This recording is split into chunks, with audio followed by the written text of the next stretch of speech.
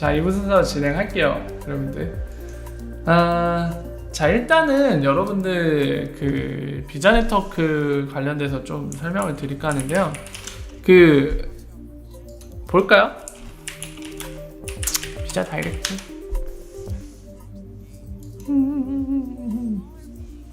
자, 이거 제 방송에서도 한 3번째, 4번째인 것 같은데, 이거 다룬 적이 있습니다. 자, 보시면은 일단은 특별할 게 없어요. 특별할 게 없다는 거는 뭐 그냥 신경 안 써도 된다 이런 얘기가 아니라 기존에 있던 것과 뭔가 새롭게 차별화되는 건 아닙니다. 차별화되는 거는 특별히 없어요. 뭐냐면은 비자 네트워크 하면은 비자넷 하면은 말 그대로 비자가 운영하는 네트워크입니다. 요거예요. 자, 마찬가지로 비슷한 맥락으로 볼 수 있는 게 뭐가 있죠? 그냥 비슷한 사례 설명을 위해서 하나만 예를 들게요. 만약에 웨스턴 유니언이 뭐 이런 보인드 네트워크에 대해서 이름 네이밍을 안 했을 것 같긴 해요. 공개된 게 없으니까. 예를 들면 웨스턴 유니언 넷이라고 그냥 가명을 붙일게요. 그럼 뭐죠? 외유가 운영하는 네트워크인 거죠. 네트워크의 주인은 누구죠? 당연히 그 네트워크를 만들고 운영하는 그 주체가 바로 주인이겠죠. 자, 그겁니다. 자, 이거를 왜 말씀드리냐면요, 아까도 얘기했듯이 이 질문이 굉장히 많이 들어왔고, 실제로 제가 생각해도 여러분들이 궁금할 것 같은 게 바로 이 부분이기 때문에 그래요. 뭐냐면은 머니그램이 아까 말씀드린 대로 본인들이 새로운 서비스를 뭔가를 내놨는데, 사람들이 이제 질문을 많이 하니까 실제로 기자도 그 질문을 했겠죠. 어떤 질문을 했냐면, 이 지금 서비스가 리포자가 제공한 ODL에 의한 거냐? 그러니까 No! 아니래요. 그럼 이거 뭘로 작동하는 건데? 물어보니까 비자. 이 얘기를 하니까 사람들이 반응이 딱 굳으면서 뭐야, 얘네 배신 때리는 거야? 너 이거 뭐냐? 모니그램 이래도 되는 거야? 막 이러면서 뒤통수인가? 이런 걱정과 우려. 좀 우려가 큰 경우는 뭐 이런 상상까지 하시기도 하고요. 아니면은 이거 상황이 좋지 않은 것 같은데 ODL보다 비자 네트워크가 더 좋아서 그러는 거 아니야? 또는 비자 네트워크가 더 경쟁력이 있어서 그런 거 아니야? 이런 우려하시는 분들이 계셔서 그것과 관련돼서 어떻게 봐야 되는지 좀 말씀드리고자 그 베이스가 되는 거, 정확하게 보려면 베이스가 되는 부분이 있어야 되거든요. 그래서 설명을 드리고 있는 겁니다. 자, 뭐냐면은 비자넷이나 일반적인 뭐 금융기관들의 네트워크는 은행도 마찬가지예요. 은행이 운영하는 보인드, 예를 들면은 여러분들이나 제가 뭐 우리은행을 쓴다고 가정합시다. 우리은행이 계좌 만들고 쓰고 있는데 그 계좌가 있는 네트워크는 어떤 네트워크예요? 우리은행이 운영하는 네트워크인 거잖아요. 그죠? 그게 포괄적으로 다른 데와 연결이 되나요? 안 되잖아요. 원래는 안 됐죠. 원래는 안 됐는데 요즘에는 되죠. 근데 실상 네트워크가 연결돼서 되는 게 아니라 뭐가 있죠? 오픈뱅킹이라는 개념이 탄생해서 되고 있는 거죠. 근데 이거는 약간 다릅니다. 이게 네트워크가 뭐 ILP 같은 거 연결돼서 되는 게 아니라 API라는 개념 때문에 되는 거예요. 개념 때문에 가능한 겁니다. 서로 약속된 걸로 API 개념으로 제공하니까 그걸 통해서 이제 뭐 예를 들어서 우리은행을 쓰고 있지만 내가 신한은행에 갖고 있는 계좌가 있으면 우리은행 시스템에서 조회를 하는 거죠. API라는 인터페이스를 통해서. 이건 마치 스위프트가 그 얘기한 적 있죠. 스위프트 GPI와 블록체인 이런 것도 연결할 수 있다. 뭘 통해서? GPI 링크라는 개념을 통해서. 이 GPI 링크는 어떤 개념? API라는 걸 써서 연결할 수 있다고 했죠. 그러니까 그 API라는 개념을 쓰는 겁니다.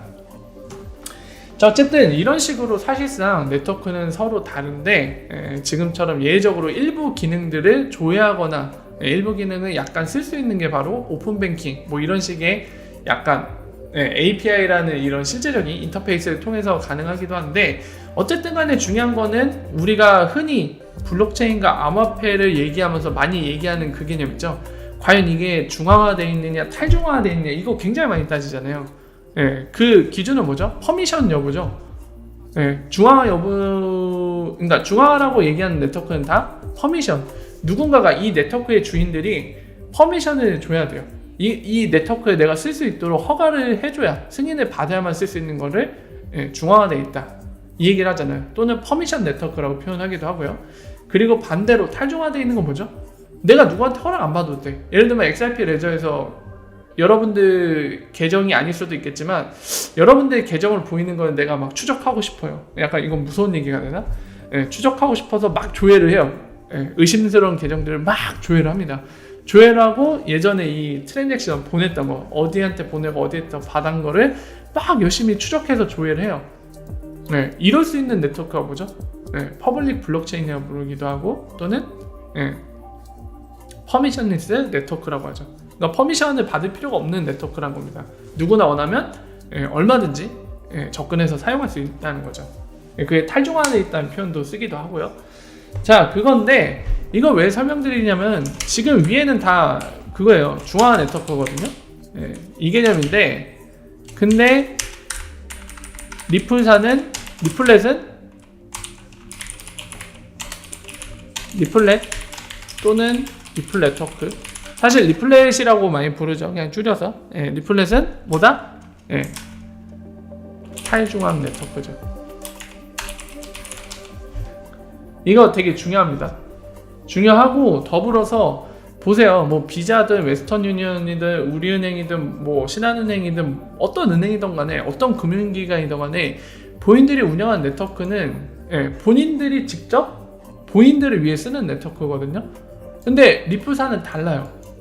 리플사가 만든 리플 네트워크는 탈중화 네트워크인데, 물론 이 프라이빗 개념이 들어와 있죠. 약간 두 가지 속성을 갖고 있습니다. 리플 네트워크는 오딜 부분은 또 다른 얘기가 되지만은, 일단 지금 우리가 엑스커런트라고 부르는 리플 네트워크 그 부분을 얘기하는 거예요. 자, 그 부분 얘기하는 건데, 이 안에 들어가는 멤버도 그렇고요. 그리고 이 네트워크를 구성하는 솔루션을 만든 회사인 리플사 같은 경우는 약간 스탠스가 다릅니다. 비자 같은 경우는 비자넷을 본인들 돈 벌기 위해서 본인들을 위해 만든 거잖아요. 그리고 본인들이 주인이고요. 근데 리플 네트워크는 얘기가 다른 게, 리플사가 만들었지만 리플사가 주인이 아니에요. 거기에 들어오는 멤버들이 그 네트워크의 주인입니다. 리플사는 그 네트워크를 형성하는 솔루션을 팔기만 할 뿐이에요. 그리고 그 솔루션을 쓰는 데에 대한 비용 받고 그 네트워크를 유지보수 해주는 거죠. 지속적으로 네트워크 관리를 하고. 이렇게 약간 스탠스가 다르거든요. 되게 중요한 부분입니다. 그리고 더불어서 이런 포인트 때문에 실제로 이 솔루션을 쓰는 데 있어서 고객이 될 만한 금융기관들 입장에서는 굉장히 다르게 느껴집니다. 그러겠죠? 여러분들 생각해보세요. 여러분들 지금부터 은행입니다. 은행인데요, 여러분들이 당연히 은행이든 기업이든 뭐든 간에 돈을 버는 게 목적이에요. 어떤 활동을 함에 있어서 수익을 내는 게 궁극적인 목표입니다. 자, 그래서 수익을 내기 위해서 뭐 새로운 파트너십을 통해서 뭐 예를 들어서 본인들이 도달할 수 없는 국가에 송금이 가능하게 하거나 돈을 보낼 수 있도록 하고 싶어요. 그러면은 비자넷이든 리플렛이든 뭔가를 선택을 해야 돼요. 근데 이런 뭐라 해야 될까요? 분기점에서 고민을 했을 때 어떤 것을 선택할 것인가? 이 고민 때 당연히 본인이 선택할 수 있는 경우의 수에 대해서 장단점을 다 따져볼 수밖에 없죠. 그렇죠? 따졌을 때 비자넷이나 리플 네트워크는 서로 너무 다르다는 겁니다. 비자넷은 보세요. 비자넷 쓰는데 내가 비자가 주인인 네트워크에 그냥 종속돼서 사용만 하는 거잖아요. 모든 컨트롤은 누가 갖고 있죠? 비자가 갖고 있잖아요. 그죠? 그리고 반대로 리플렛은 어떻게 돼 있죠? 그 안에 들어가는 리플 네트워크가 동등한 자격으로 들어가 있습니다. 물론 디테일을 따지면 약간 리플렛 위원회라고 약간 별도의 이 거버넌스를 만드는, 룰북을 만드는 존재들이 있긴 한데, 그것과는 좀 다르기는 하지만 어쨌든 그 리플렛 멤버라고 부르는 모든 멤버들과 동등한 조건을 갖고 있습니다. DLT라는 그런 블록체인 기반의 특수한 환경 때문에 그냥 그 안에서는 동등해요, 모두가. 동등하기 때문에 비자 네트워크 쓰는 것과는 약간 차별화되어 있죠. 그 안에서 내가 선택할 뿐입니다. 비자 네트워크는 비자에서 제공하는 걸 통해서 비자한테 수수료 물고 쓰는 건데, 지금 리플 네트워크는 그게 아니거든요. 물론 솔루션 구매비는 필요한데 그걸 일단 지불했으면 이 안에서 내가 상대방과 어떤 거래를 할지는 본인이 자가적으로 선택을 할 수가 있는 거예요. 리플레터커 안에서는. 근데 비자는 얘기가 다르죠. 예. 이런 커다란 차이점을 갖고 있습니다. 안에 그냥 내가 비자의 고객으로 종속돼서 쓰는 거냐, 아니면 리플레터커 같은 경우는 내가 주도적으로 하나의 주체가 돼서 하나의 네트워크를 주체적으로 선택해서 결정해 나갈 수 있는 거죠. 마치 우리 인터넷 쓰는 거랑 똑같아요. 예. 우리 인터넷 일단 연결되면은 우리가 하고 싶은 거 막 골라 쓰죠. 예, 뭐 동영상 사이트 유튜브 가든 아니면 트위터를 가든 뭘 하든 간에 우리가 마음대로 결정해서 마음대로 갈 수 있어요. 그리고 쇼핑몰도 우리가 마음대로 결정해서 거래도 할 수 있고. 예, 리플레터커는 약간 그 개념에 가까운 겁니다. 내가 상대를 골라서 내가 결정하는 거죠. 그리고 내가 주체적으로 수익을 올릴 수가 있어요. 내가 결정해서. 내가 필요한 관계를 선택을 해서 내가 수익을 올릴 수 있는 거죠. 비자넷이랑 이런 부분에서 차이가 나는 겁니다. 자, 그래서 뭘 말씀드리는 거냐면, 그러면 비자네트워크가 무조건 구린 거냐 후진 거냐, 그건 아니에요. 네. 항상 그렇진 않아요. 어쨌든 간에 아까 말씀드렸지만 어차피 금융기관은 본인들이 수익을 내는 게 목적이거든요. 네. 만약에 리플렛을 쓰는 것보다 비자네트워크를 쓰는 게 훨씬 수익이 많이 난다고 하면은 뭐 아까 얘기한 것들 약간 수동적인 입장이 될 수밖에 없는 거. 그러니까 예를 들면 비자에 종속되는 그런 상태로 비자 네트워크를 써야 된다. 네, 이런 단점이 있을지라도 이거는 약간 정성적인 거잖아요. 일단은 이거를 훨씬 극복하고 남을 커다란 수익을 안겨줄 수 있다. 그러면 비자 네트워크를 쓸 수도 있겠죠. 반대로 아무리 봐도 이런 정성적인 단점을 극복할 정도로 수익도 못 내주고 오히려 수익조차 직접적인 수익조차도 리플 네트워크를 썼을 때가 더 크다. 그럼 당연히 리플 네트워크를 쓰겠죠. 그러니까 모든 거는 이거에 갈리게 될 겁니다. 근데 현실상으로 이게 엄청난 차이가 있는 게 아니라면, 그런 게 아니라면은 머니그램처럼 동시에 두 개를 쓸 수도 있겠죠. 머니그램은 비자를 위해 존재하는 것도 아니고 그렇다고 리플사를 위해 존재하는 회사가 아니잖아요. 그냥 그들이 목적을 달성하기 위해서 수익을 많이 내기 위해서 필요한 것들을 다 쓰는 겁니다. 그러니까 비자도 쓸 수도 있고 리플렛도 쓸 수 있는 거죠. 필요한 거 다 갖다 쓰겠다는 거죠. 마치 뭐처럼요, 산탄데르가 리플렛 아까 말씀드린 커미티 그 위원회의 위원이기도 하지만, 그리고 리플사의 초기 투자자이기도 하지만 스위프트도 쓰잖아요. 그러니까 본인들 비즈니스에 필요한 거는 쓰는 거예요. 리플사를 위해 존재하는 금융기관이 아니기 때문에요. 딱 그걸로 이해하시면 됩니다. 예전에도 이런 비슷한 맥락의 얘기를 말씀드렸죠. 그러니까 뭐 이게 막 호재다 악재다 뭐 이제 비자넷이 이겼네 마네 이런 얘기하는 게 되게 유치해지는 거예요. 여기는 비즈니스 공간이거든요. 근데 아마 그 리카드 흔히 막 그 정신 상태에 놓고 무조건 난 리플까 XRP까 하는 친구들은 아마 이 소식 갖고 또 그런 얘기를 했을 거예요. 야, 니네 망했어. 봐라, 머니그램도 머니그램 돈 발라봤자 비자 쓴대잖아. 너희는 망한 거야. 막 이런 얘기 하는데, 비즈니스 공간이 그런 초딩 싸움하는 곳이 아니죠. 아까 말씀드린 것처럼 굉장한 복잡한 이해관계 갖고 있고, 대부분 필요하다면 동시에 쓸 수도 있는 거죠. 그게 정상적인 거고요. 근데 이거를 무슨 초딩 싸움처럼 뭐 비자네트 이겼네, 뭐 리플레 이겼네 이렇게 얘기할 거리도 없는 거예요. 그냥 순수하게 비즈니스 공간에서 일어날 수 있는 하나의 형태로 이해하시면 될 것 같습니다. 물론 나중에는 어느 쪽으로 귀결될 수도 있어요. 그리고 더불어서 리플사가 꿈꾸는 게 XRP로 모든 걸 브릿지 하겠다는 거기 때문에 리플사는 본인들 쪽으로 귀결시키고 할 겁니다. 그러니까 모든 가치, 돈, 그게 증권이든 뭐든 간에 가치가 있는 거라면 그 이동하는 걸 모든 걸 다 XRP로 브릿지하고 싶다. 이게 목표이기 때문에 본인들 네트워크로 전 세계를 통일화시키는 거 약간 그 정도까지 목표를 두고 가고 있죠. 리플사 같은 경우는. 자, 그래서 지금 단계에서 뭐 초딩 싸움처럼 뭐 비자가 이겼네 뭐 이런 얘기할 단계도 아니고요. 실제로 그렇지도 않고요. 그래서 만약에 그런 부분 때문에 우려하시는 거라면 지금 미리 걱정하실 필요는 없는 것 같아요. 지금 어떤 쪽으로 결과가 나올지 모르는 상황이고 그 결과를 도출하기 위한 하나의 과정이거든요. 아직 결정된 건 아무것도 없습니다. 그래서 그런 소식에 너무 휘둘리시지 마시고요. 정확한 이 관계 그리고 그 밑바탕이 되는 그런 상황이라던가 그것과 관련돼서 이해하기 위한 밑바탕 지식이 있으면은 정확하게 이해하시는 데 도움이 될 거예요. 그래서 좀 설명을 드렸습니다. 자, 그래서 말씀을 드렸고요.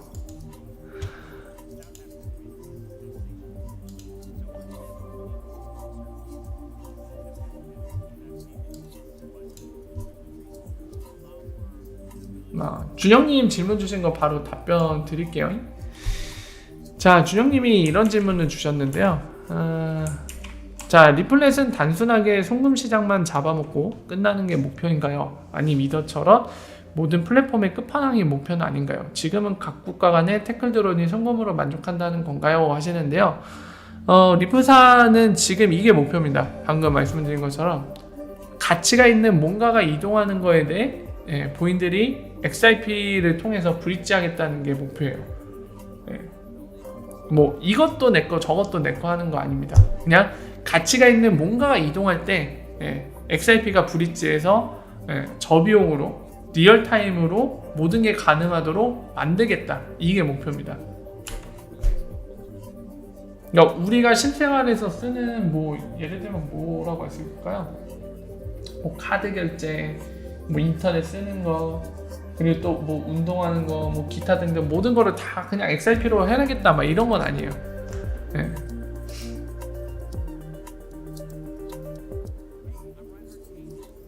네, 워라 어서 오세요. 반갑습니다. 제가 한창 설명하는 동안 뭐 많은 얘기들을 하신 것 같은데 제가 채팅창을 못 봤거든요. 근데 뭐 스튜어드님도 벌써 왔다 가신 것 같고요. 보니까.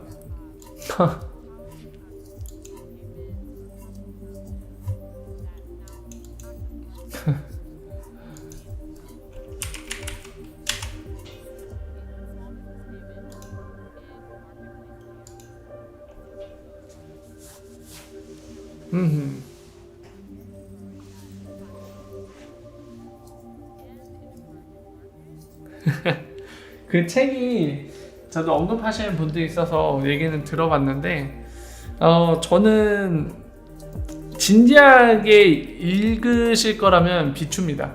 그냥 재미삼아 읽어보겠다 하시는 분들께는 뭐 나쁘진 않은 것 같은데 이거를 진지하게 보는 측면에서 그런 성격으로 그런 목표로 보시는 거라면 저는 만류하고 싶습니다. 진지하게 볼 책은 아닌 것 같아요. 제 개인적인 평가로는. 물론 제가 직접 본 건 아니고 책을 보신 분이 이제 요약해서 내용을 얘기해 주셨는데 진지하게 볼 내용은 아닌 것 같더라고요.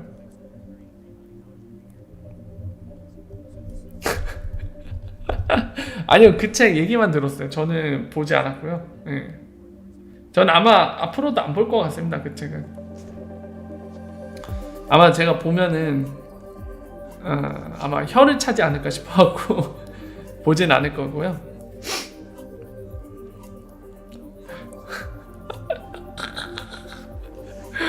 진짜 미치겠다 진짜. 웃겨 죽겠네. 아재들요 드립이 장난 아니네. 저는 재밌네요.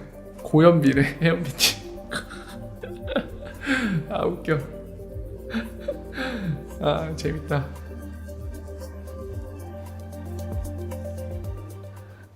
단하하님은 왜 이렇게 약간 날카로워지셨어요? 뭐 무슨 일 있어요? 왜 이렇게 송곳이 서 계시지? 제가 채팅창 안 보고 있을 때 무슨 일 있었나요?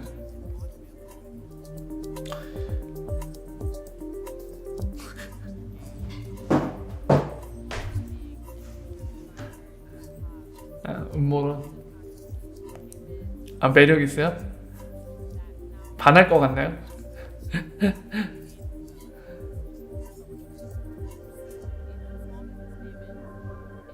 아니 근데 그거는 맞아요. 그 단은 뭐라고 읽어야 돼? 단하한님이라고 읽어야 되나요?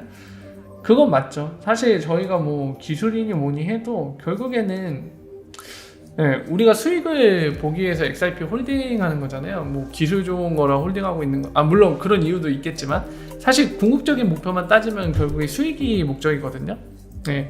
여기 다들 투기 성격이잖아요. 솔직히. 그러니까 투기 자체를 되게 부정적인 우리 일반적인 부정적인 이미지로 따지면은 투기가 아니라고도 할 수 있는데 투기의 원래 그런 정의를 따지자면 낮은 가격에 사서 비싼 가격에 파는 게 투기잖아요. 그러니까 그런 성격은 전부 다 동일하죠. 그래서 그 관점에서 그 목표 관점에서만 본다면 기술인이 뭐니 해도 결과론적으로 수익을 가져다 주는 게 목표기도 하고 그게 좋은 거죠 결국에는. 그걸 뭐 굳이 막 부인할 필요는 없는 것 같아요.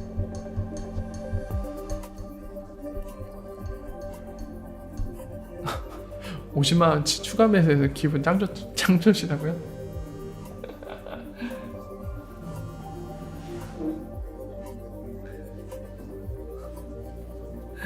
아 웃겨. 라면 박스도 사고. 자, 어쨌든 근데 오늘 생각보다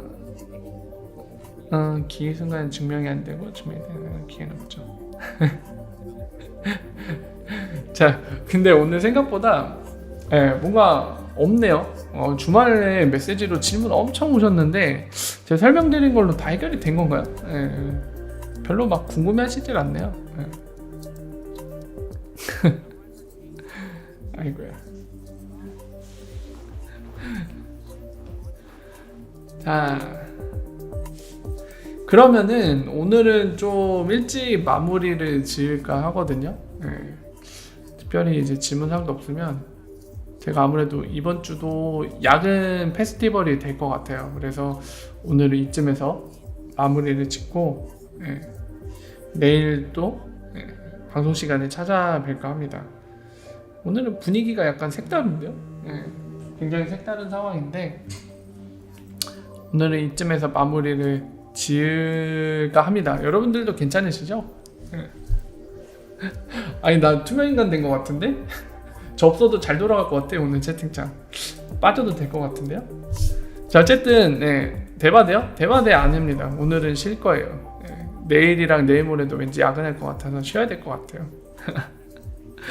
자 어쨌든 여러분들 아무 대답이 없으신 거 보니까 괜찮다고 생각을 하고 자 오늘 이쯤에서 마무리 짓고 내일 이 시간에 아마 내일은 분명히 그 내용을 다루게 될 것 같네요. 브래드 갈링하우스 인터뷰한 내용을 다루게 될 것 같은데 그 내용으로 내일 찾아뵙고 또 새로운 얘기 나온 거에 대해 얘기를 나눠보도록 하죠.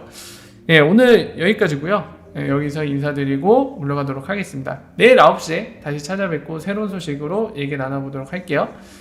오늘 좋은 밤 되시고요. 내일 뵙겠습니다. 월바 오늘 좋은 밤 되세요.